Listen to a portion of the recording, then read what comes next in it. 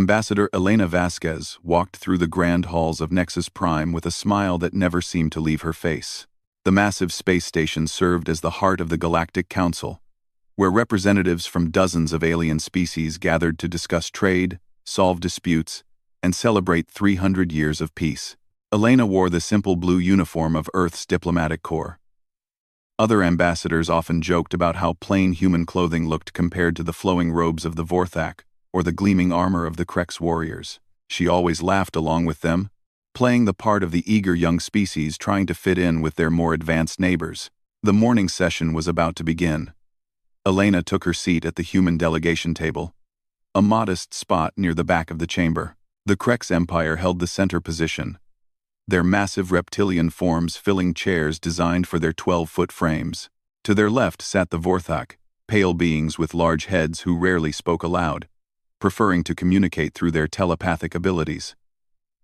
The Zilani occupied the right side, their insectoid bodies clicking and humming as they constantly updated their personal computers. "The session will now begin," announced Council Speaker Thex 9, a Zilani whose golden shell reflected the chamber's lights. "Today, we discuss trade route security in the Outer Rim." Elena listened as various species presented their concerns. Pirates had been attacking cargo ships near the Epsilon sector. Some representatives suggested increasing patrol ships, others wanted to install more security stations. The debate went in circles for hours, with each species protecting their own interests. When Elena finally stood to speak, several aliens turned to look at her with barely hidden amusement. Humans were known for their simple solutions to complex problems. "Honorable representatives," Elena began, her voice carrying the slight accent that marked her as coming from Earth's Pacific region. "Perhaps we could try a different approach. Instead of more ships or stations, why not create fake cargo runs? Pirates would waste time chasing empty ships while real cargo takes safer routes." The chamber fell silent for a moment. Then War Master Gorth of the Krex let out a rumbling laugh. "The humans suggest deception.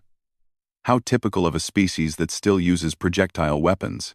Others joined in the laughter. The Vorthak representative, a being called Mindkeeper Zenth, sent a telepathic message that Elena could sense but not understand. Whatever it was made, the other telepaths smile. "A clever trick," admitted Designer Kel 4 of the Zilani, "but it lacks elegance. Our advanced sensor networks could easily identify empty vessels."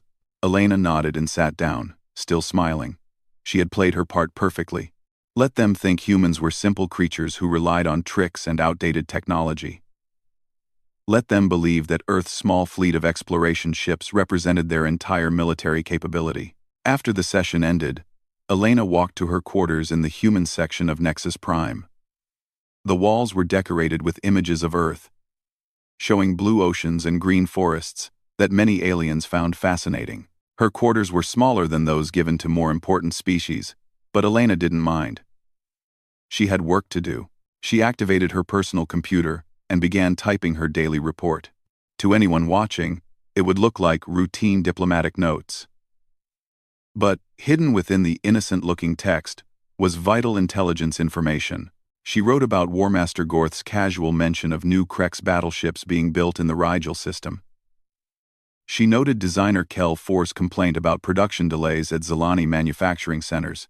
She recorded the way Mindkeeper Zenth had paused when discussing Vorthak patrol schedules, suggesting possible weaknesses in their defensive positions. Every human diplomat, trader, and cultural worker throughout the galaxy was doing the same thing. They attended parties, made friends, and asked innocent questions while secretly mapping every detail of alien military capabilities. The galaxy saw them as harmless newcomers eager to learn and trade. In reality, they were the most successful intelligence network in galactic history. Elena's computer chimed softly. A message had arrived from her handler, disguised as a note from her sister on Earth. Between cheerful family news about her niece's birthday party were coded instructions. The Admiralty wanted more information about Zilani shield technology and Vorthak telepathic range limitations. She deleted the message and prepared for tomorrow's challenge. The evening would bring another diplomatic reception where alcohol would flow freely and aliens would boast about their accomplishments. Elena would laugh at their jokes, ask admiring questions about their technology, and pretend to be impressed by their military stories. Meanwhile, in hidden shipyards scattered throughout human space, construction continued on projects that would have terrified every species in the galaxy if they had known about them. Massive vessels grew in secret, powered by technologies that Earth's best scientists had developed during their supposed period of peaceful exploration. The other species had made a crucial mistake. They assumed that because humans seemed primitive and peaceful, they actually were primitive and peaceful. They failed to consider that any species capable of developing faster than light travel might also be capable of long-term strategic thinking. Elena looked out her window at the stars beyond Nexus Prime. Somewhere out there, beyond the edge of the galaxy, sensors had detected something that made the Admiralty very nervous. Ancient signals that suggested something was coming, something that had visited the galaxy before, long ago, and left destruction in its wake. The Galactic Council slept peacefully, confident in their advanced weapons and defensive systems. They had grown comfortable during 3 centuries of peace, never questioning why the newest species in their alliance was so eager to please and so interested in learning everything about their military capabilities. Elena smiled as she prepared for bed. Tomorrow would bring another day of playing the friendly, slightly naive human diplomat, another day of gathering intelligence, while the galaxy remained blind to humanity's true nature. The other species had no idea that Earth's children had been preparing for war since the day they joined the Galactic Council. They had no idea that every human smile hid knowledge that could destroy them. Most importantly, they had no idea that when the real threat finally arrived, the species they considered the weakest would be their only hope for survival. The galaxy slept peacefully. Humanity continued to prepare. Admiral Chen Wei floated in the zero gravity of the observation deck, watching as massive metal structures took shape in the darkness beyond the reinforced windows. The Wolf 359 shipyards stretched for hundreds of kilometers in all directions, hidden within an artificial debris field that made the entire area look like the remains of an ancient space battle. Chen had spent 40 years overseeing this project. He was one of only 12 people in the entire galaxy who knew the full scope of what humanity had been building during their centuries of peaceful integration with the Galactic Council. Status report, he said into his communication device. Titan 47 through Titan 52 are entering final construction phases, replied Chief Engineer Sarah Kim from the main construction platform. Power core installations will be complete within 6 standard months. Weapon systems are already online for testing. Chen nodded and pushed off from the window to drift toward the command center. Through the deck's transparent aluminum walls, he could see the massive shape of Titan 5-1 slowly rotating as construction robots added the final layers of armor plating to its hull. The ship was 15 kilometers long and 3 kilometers wide, large enough to house a small city. The bridge of the command station was kept deliberately small and simple. No alien visitor would be impressed by the basic displays and standard human-computer interfaces. They would never guess that this modest facility controlled the construction of weapons that could reshape the balance of power in the galaxy. Chen here, he answered, as his personal communicator buzzed. Admiral, this is Deep Space Monitoring Station Echo 7, came the voice of Lieutenant Torres. We're picking up the signals again. They're stronger this time. Chen felt his stomach tighten. Transfer the data to my station immediately.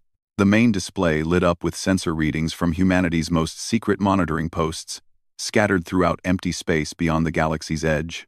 The readings showed energy patterns that made no sense, according to known physics. Massive structures moving between star systems, consuming matter on a scale that defied imagination. Computer, analyze the signal patterns and compare them to the archive, Chen ordered. Analysis complete, the AI responded in its calm female voice. Signal patterns match historical records from the Cygnus Archaeological Survey with 94.7% accuracy. Estimated arrival time in Milky Way galaxy, 4 years, 11 months, 16 days. Chen closed his eyes and took a deep breath. For 2 centuries, humanity's best scientists had studied ancient ruins found on dead worlds throughout the galaxy.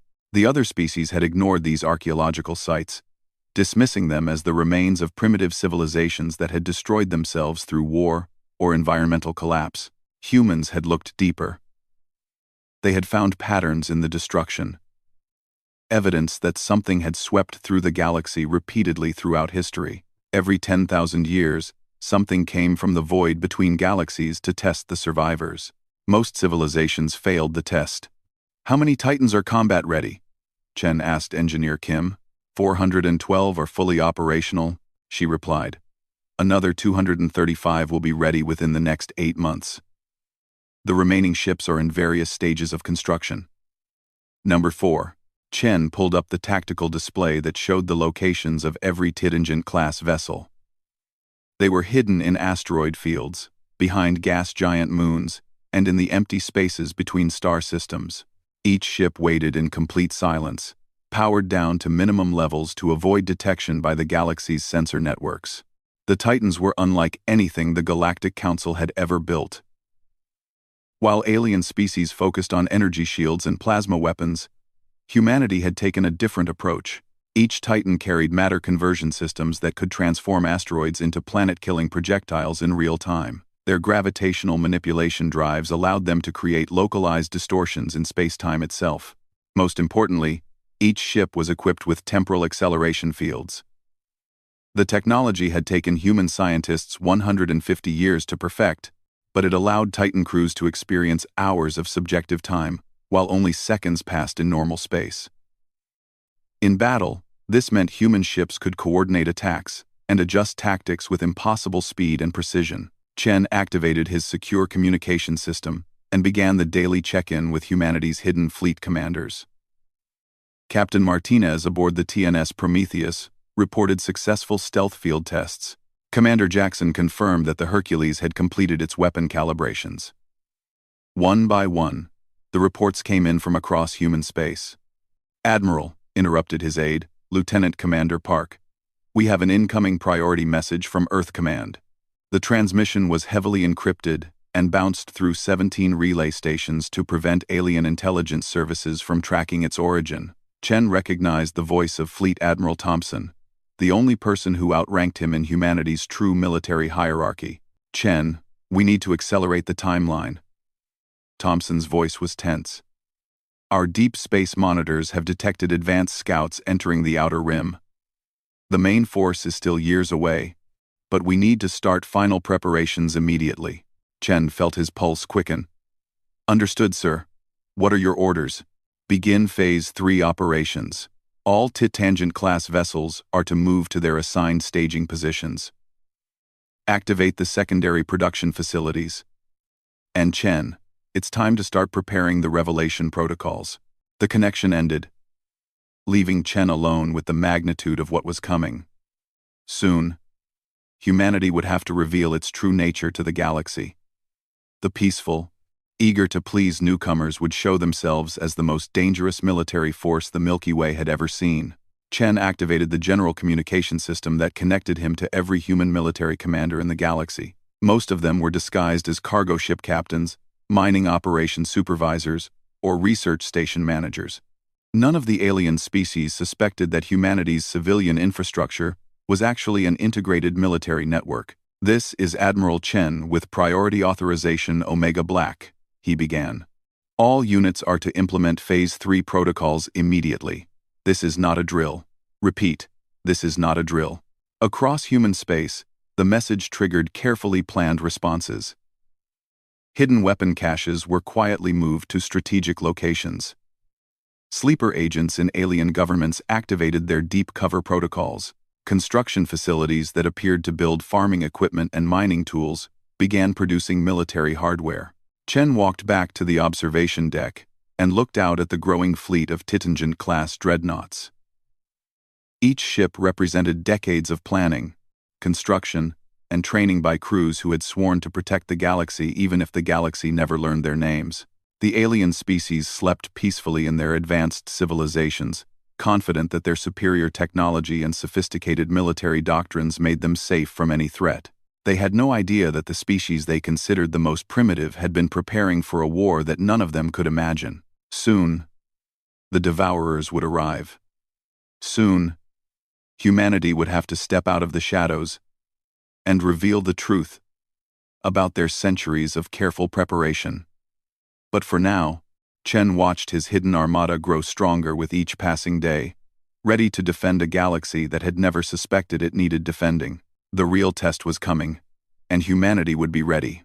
The emergency session of the Galactic Council had been running for 3 days straight. Ambassador Elena Vasquez sat quietly in her chair, watching as representatives from across the galaxy argued about how to respond to the approaching threat from beyond their borders.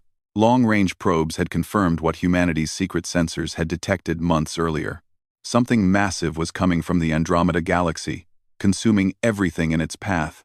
3 entire star systems had vanished completely, their matter converted into self-replicating machines that continued to spread outward like a plague of metal and energy. War Master Gorth of the Krex Empire stood at the center podium, his massive reptilian form casting shadows across the chamber. "The solution is obvious," he declared, his voice echoing off the walls.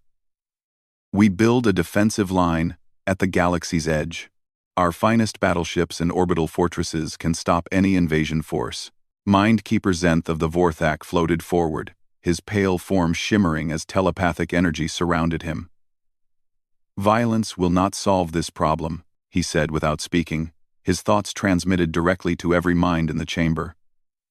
"We should attempt communication with these beings. Perhaps they can be reasoned with." Designer Kel, 4 of the Zelani, clicked her mandibles in disagreement. "Both approaches are inadequate," she buzzed. "We need new superweapons. Combined technological resources could produce defensive systems beyond anything currently available." Elena listened to the circular debates with growing frustration. For 72 hours, the most advanced civilizations in the galaxy had accomplished nothing except arguing about theoretical solutions to a very real threat. The approaching enemy would arrive in less than 5 years, and the Council was wasting precious time on politics and pride. She stood up slowly, her simple blue uniform a stark contrast to the elaborate ceremonial dress worn by other ambassadors. The chamber gradually fell silent as representatives noticed the human delegate preparing to speak. "Honorable representatives," Elena began, her voice carrying a new tone that none of them had heard before. The friendly, slightly nervous quality was gone, replaced by something cold and precise. "I have listened to your discussions for 3 days. You have proposed defensive lines, diplomatic contact, and new weapon development. All of these approaches have one thing in common." She paused and activated her personal computer, uploading files to the chamber's central display system. "They are too little, too late." The main holographic projector came to life, showing detailed star charts that made several aliens gasp in surprise. The maps displayed shipping routes, military bases, and fleet positions throughout the galaxy, with accuracy that should have been impossible for humanity to possess. For 300 years, the human species has been conducting the most comprehensive intelligence-gathering operation in galactic history, Elena continued. Every human diplomat, trader, cultural attaché, and research scientist has been systematically cataloging your defensive capabilities, industrial output, and strategic weaknesses. War Master Gorth roared in fury. "This is an act of war. Humans have violated every treaty of trust and cooperation." Elena ignored his outburst and continued uploading files. The display now showed detailed technical specifications for Krex warships, including structural weak points and weapon system limitations. Similar data appeared for Vorthak telepathic networks and Zelani manufacturing facilities. "We know that Krex shields are vulnerable to gravitational fluctuations," Elena said matter-of-factly. "We know that Vorthak telepathic range drops to 0 in the presence of specific electromagnetic frequencies. We know that Zelani computer networks can be disrupted by quantum interference patterns." The chamber erupted in angry voices and telepathic static as representatives realized the scope of human knowledge. Designer Kel-4's shell turned bright red with embarrassment and rage. "How dare you spy on your allies? This is beyond treachery." Elena raised her hand for silence, and something in her expression made the angry voices die away. "We spied on you because we knew this day would come. The archaeological evidence has been there for anyone willing to look. Every 10,000 years, something emerges from the void to test the galaxy's defenders. Most civilizations fail." The display changed again, showing ancient ruins and archaeological sites from across the galaxy. Data scrolled past, detailing patterns of destruction, evidence of massive conflicts, and the remains of civilizations that had once been more advanced than any current species. Humans found the pattern because we looked for it, Elena explained. We studied every dead world, every ancient battlefield, every piece of evidence that the rest of you ignored or dismissed. We learned that this galaxy has been invaded repeatedly throughout history. Mindkeeper Zenth projected a wave of skeptical thoughts. Even if this is true, what gives humanity the right to deceive the entire galaxy? What gives you the authority to gather intelligence on sovereign species? Elena's expression softened slightly, showing a hint of the diplomatic mask she had worn for so many years. Nothing gives us the right. But someone had to prepare for what's coming. And the rest of you were too comfortable in your peace to see the danger. She activated another file, and the display filled with images that made the entire chamber fall silent. Massive ships, each one larger than the biggest space stations, hung motionless in the darkness of space. The vessels were clearly of human construction, but their size and obvious power dwarfed anything the Galactic Council had imagined possible. The human species has been building a fleet designed specifically to fight the approaching enemy, Elena announced. We call them Titans, 847 combat-ready vessels, each one capable of operations that your current understanding of physics would consider impossible. Warmaster Gorth stared at the display in shock. A single one of those ships was larger than his entire battle fleet. How did you hide construction on this scale? Very carefully, Elena replied, and with the understanding that we might never receive credit or recognition for protecting a galaxy that never asked to be protected. The communication system chimed, and Admiral Chen's voice filled the chamber. Galactic Council representatives. This is Admiral Chen Wei of the Human Defense Fleet. The approaching enemy will reach the Outer Rim colonies in 4 years, 11 months, and 16 days. You have until then to decide whether you want to fight beside us or hide behind us. Elena walked to the center of the chamber, her footsteps echoing in the stunned silence. Humanity didn't seek to rule the galaxy. We sought to save it. The beings approaching us have consumed entire galaxies before. They turn matter itself into weapons and reproduce faster than conventional forces can destroy them. She turned to face each delegation in turn. Your advanced energy weapons will be absorbed and redirected against you. Your sophisticated shields will be analyzed and bypassed within hours. Your elegant tactical doctrines will prove useless against an enemy that thinks faster than organic minds can process information. Designer Kel 4's voice was barely a whisper. What do you propose? Elena smiled. And for the first time in 3 days, it was a genuine human expression rather than a diplomatic mask. We propose to win. Humanity has spent 2 centuries developing weapons and tactics specifically designed to fight this enemy. We know their weaknesses because we studied the evidence they left behind on dead worlds throughout the galaxy. She gestured toward the display showing the Titan fleet. These ships don't use energy weapons that can be absorbed. They manipulate matter and gravity directly. They can create localized time distortions that allow for tactical coordination beyond anything you've seen. Most importantly, they were built by a species that understands something the rest of you forgot.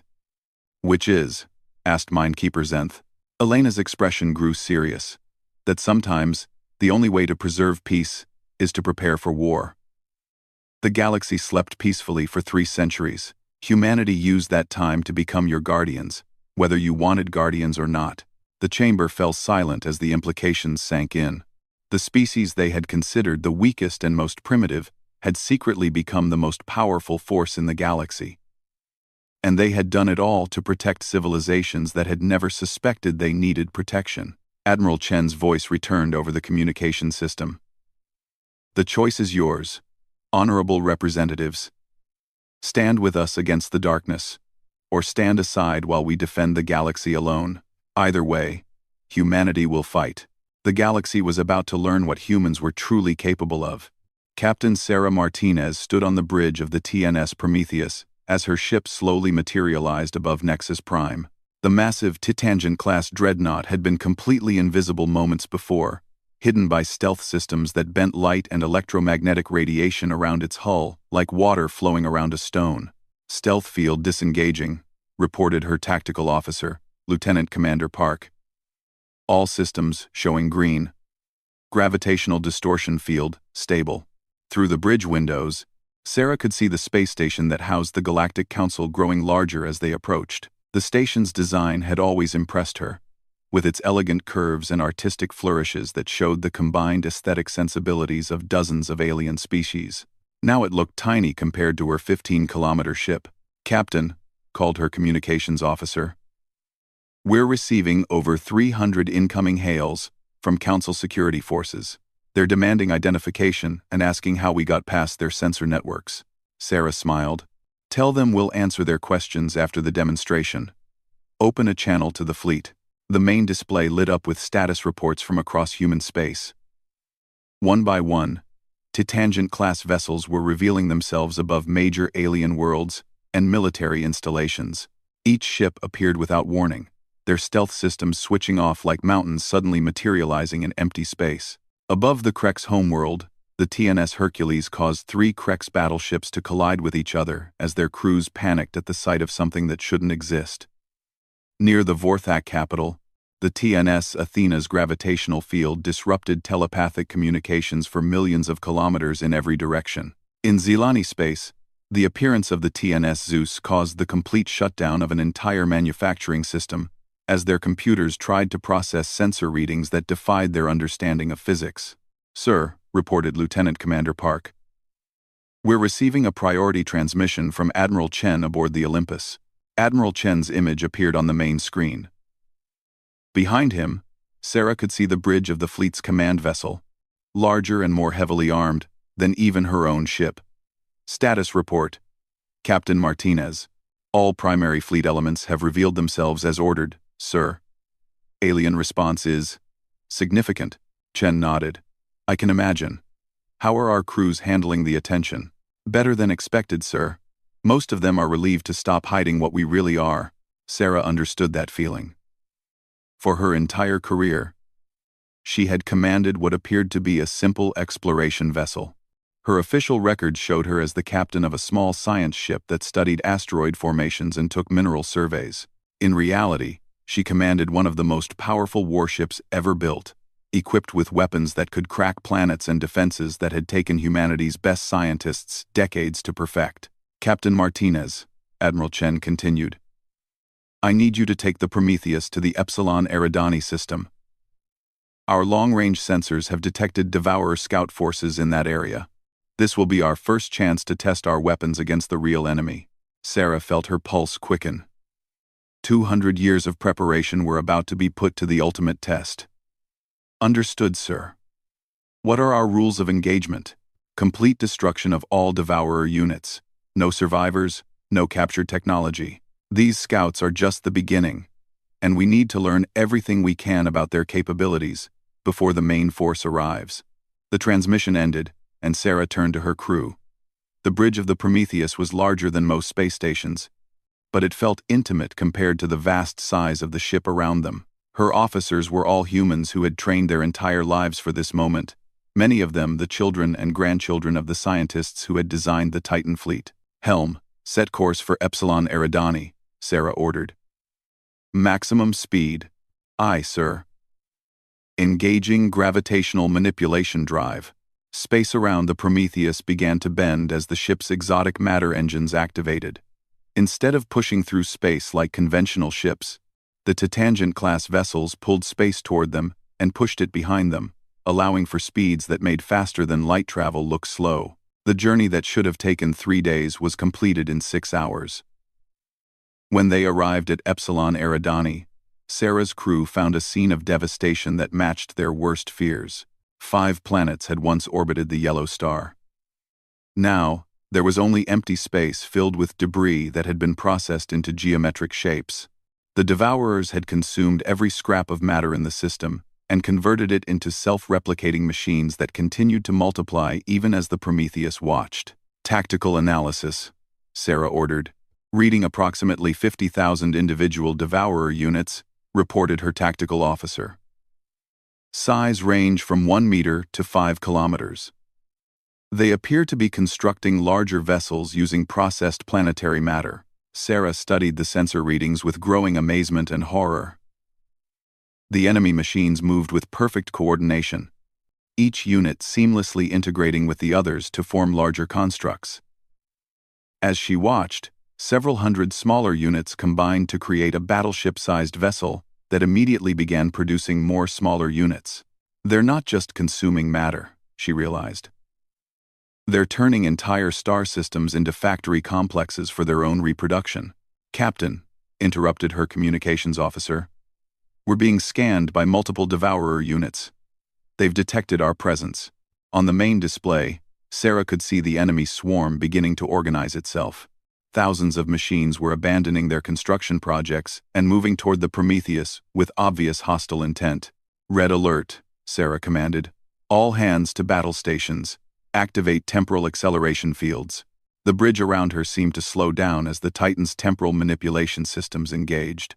Her crew now experienced time at a rate 4 times faster than normal space, allowing them to observe and react to enemy movements with superhuman precision. Weapons online, reported the tactical officer. Matter conversion arrays charged and ready. Gravitational manipulation systems standing by.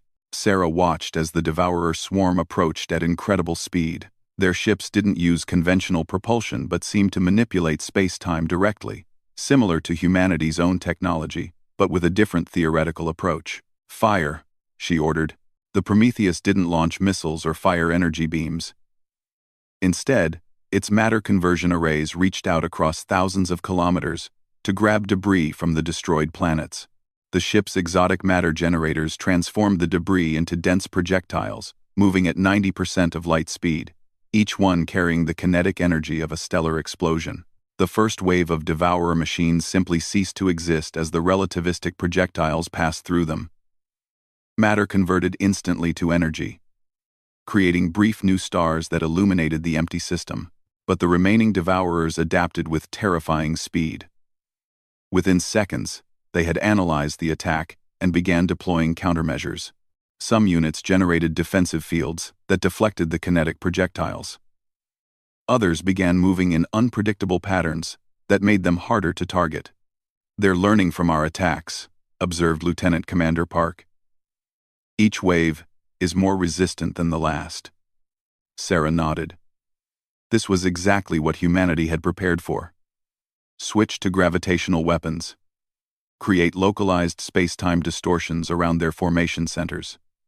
The Prometheus reached out with its gravitational manipulation systems, creating pockets of curved space that acted like invisible whirlpools.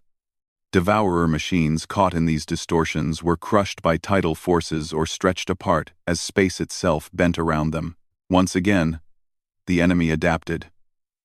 Larger Devourer units began generating their own gravitational fields to counteract the attack. The space around Epsilon Eridani became a battlefield of warped physics, as human and alien technologies clashed at the fundamental level. Captain, reported the tactical officer, enemy units are attempting to board us. They're using some kind of matter transmission system to appear directly on our hull. Activate defensive protocols, Sarah ordered. Deploy the nano defense grid. The outer hull of the Prometheus came alive with microscopic defensive systems that had been built into every surface of the ship. Any Devourer unit that tried to attach itself to the vessel was immediately attacked by swarms of defensive nanobots that could break down enemy technology at the molecular level. The battle continued for 3 hours of accelerated time, which translated to only 45 minutes in normal space. By the end, the Devourer force had been completely destroyed. But Sarah knew this was just the beginning. Damage report, she called. Minor hull damage on sections 7 through 12, reported her engineering officer. All major systems operational.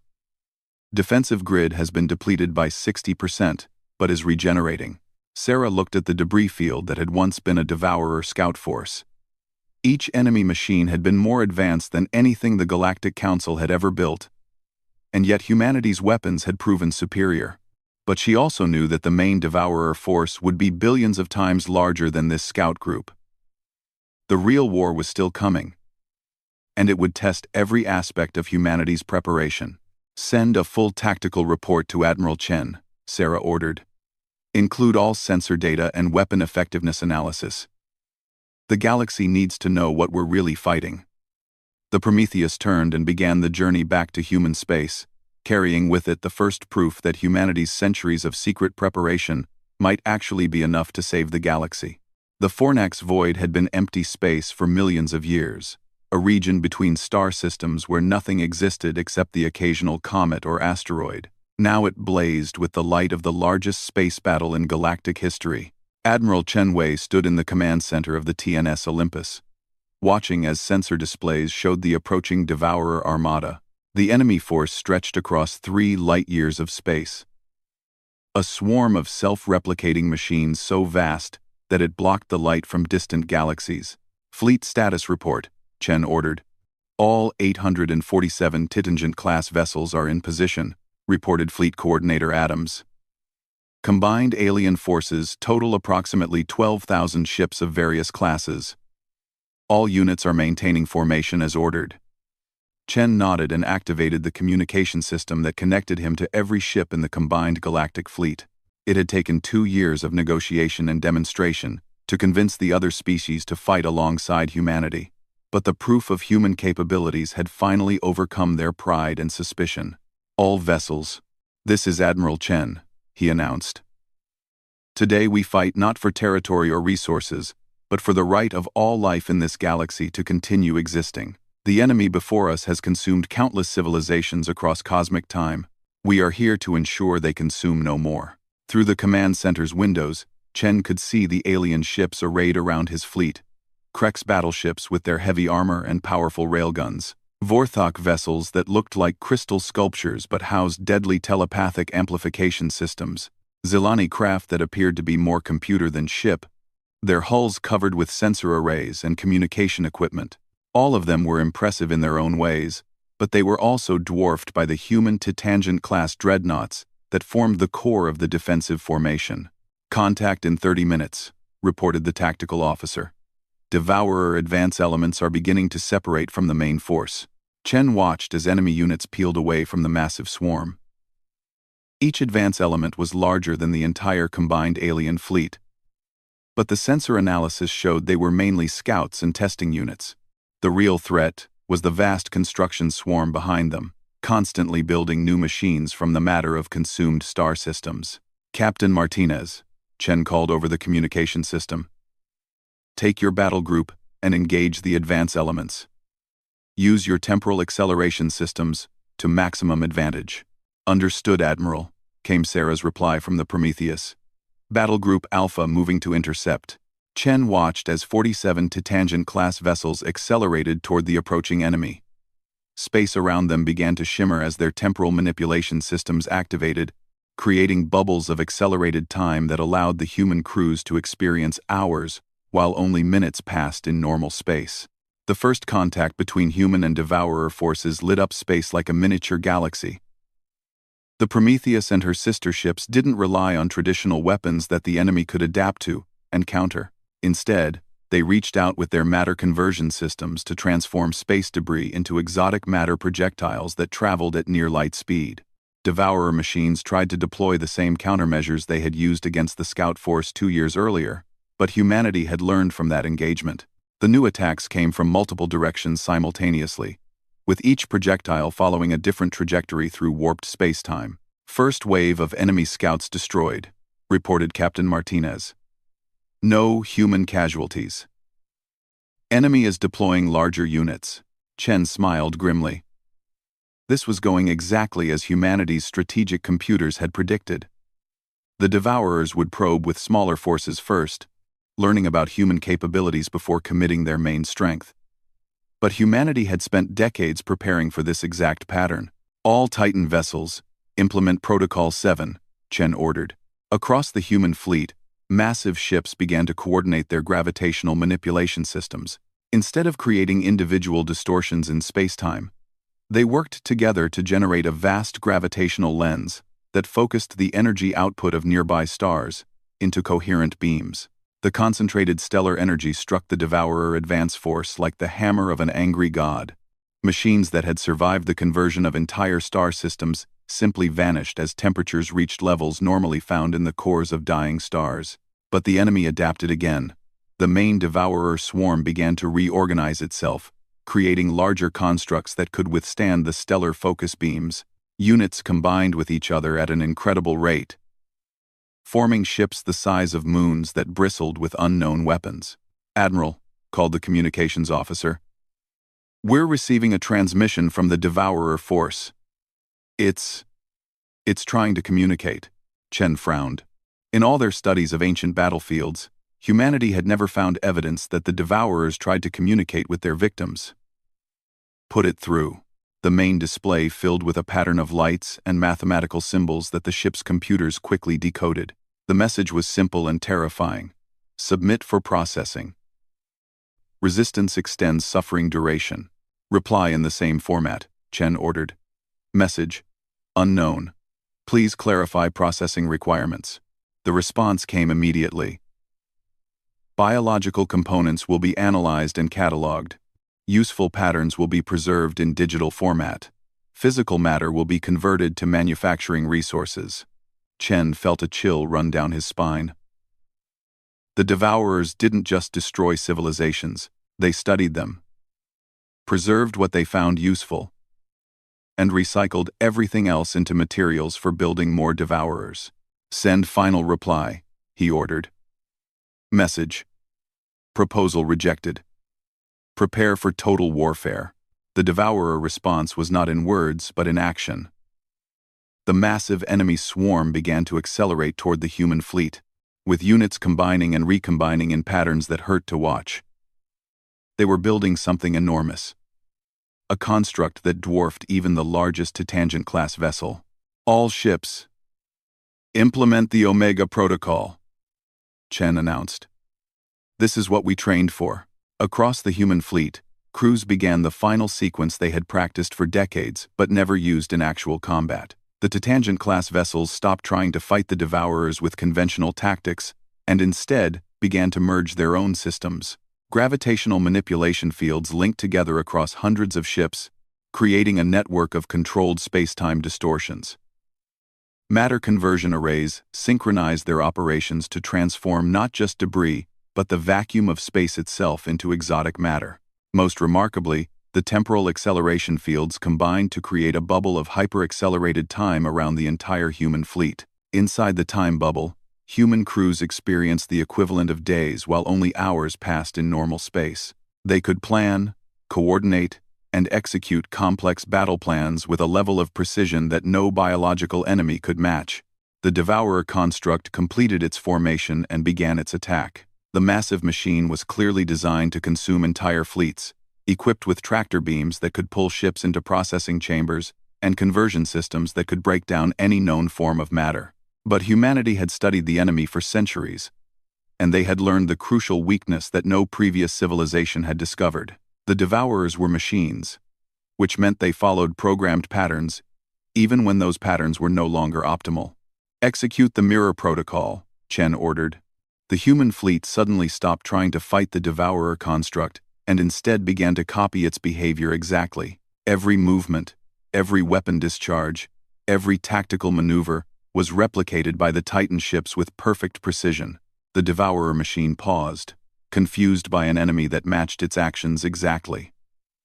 Its programming had never encountered a situation where the target behaved identically to itself. In that moment of hesitation, humanity struck.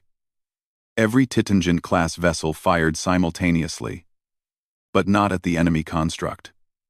Instead, they targeted empty space around it, using their matter conversion systems to create a perfect sphere of exotic matter that existed in 11 dimensions simultaneously. The multidimensional cage closed around the Devourer construct, like a trap made of mathematics itself. The enemy machine found itself unable to move, unable to adapt, unable to escape from a prison built from the fundamental forces of the universe. "Target the main swarm," Chen ordered. "All weapons, maximum output." The combined firepower of 800 Tangent-class vessels reached out across space to strike the main devourer force. But these were not conventional weapons that could be adapted to or countered. The human fleet was using the trapped construct as a gravitational lens, focusing their attacks through the enemy's own structure to amplify their power beyond any reasonable limit. The main devourer swarm began to collapse as its component machines were destroyed faster than they could reproduce. Units that had survived the consumption of galaxies found themselves unable to adapt to weapons that used their own trapped leader as a focusing element. Within hours, the largest invasion force in galactic history had been reduced to drifting debris. Chen activated the fleet communication system one final time. All vessels, stand down from combat alert. Target has been neutralized. The cheers that came back from 800 human ships were joined by the voices of alien crews who had witnessed something they would never forget. The species they had once dismissed as primitive had just saved the galaxy using weapons and tactics that redefined the possible. Ambassador Elena Vasquez appeared on the communication screen from her position aboard a Vorthak observer ship. Her diplomatic smile had been replaced by an expression of quiet satisfaction. "Admiral Chen," she said, "the Galactic Council has asked me to convey their formal gratitude for humanity's protection of all galactic civilizations. They also want to know, how long have you been prepared for this specific enemy?" Chen looked out at the debris field that had once been an unstoppable force of cosmic destruction. "Since the day we found the first archaeological evidence of their existence, Ambassador. Approximately 237 years, 4 months, and 16 days. Elena nodded. "The Council also wants to know if humanity has prepared for any other threats they should be aware of." Chen smiled for the first time in months. "Tell them that humanity is always preparing, Ambassador. It's what we do." The galaxy was safe, and for the first time in 3 centuries, everyone knew exactly who had kept it that way. Humanity had stepped out of the shadows to reveal themselves as the guardians they had always been. Protectors who had spent generations preparing for a war that most civilizations never saw coming. The next time an unknown species joined the Galactic Council, the other races would remember that appearances could be deceiving, and that sometimes the most dangerous beings in the galaxy were the ones who seemed the most peaceful.